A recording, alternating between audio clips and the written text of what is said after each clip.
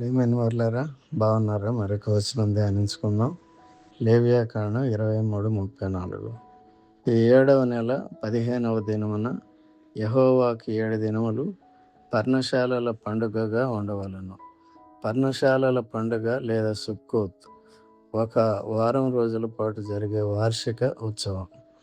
7వ నెల 15వ దినము నుండి 7 రోజుల పాటు తాత్కాలిక నివాసములలో లేదా పర్ణశాలలలో నివసించమని దేవుడు ఇశ్రాయేలుకు ఆజ్ఞాపించాడు.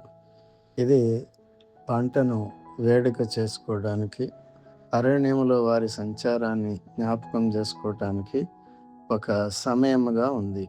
పేతురు రాస్తున్నాడు, ప్రియులారా, మీ ఆత్మకు విరోధంగా పోరాడు శరీరాశలను విసర్జించి పరదేశుల వలె యాత్రికుల వలెను ఉండవలనని మిమ్మను వేడుకొనుచున్నాను.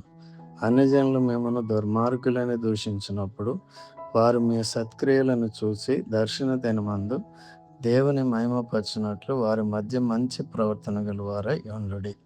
1 పేతురు 2:11-12. దేవుడు మిమ్మల్ని దీవించి నిత్య నివాసముల కొరకై సిద్ధపరచును గాక. ఆమేన్.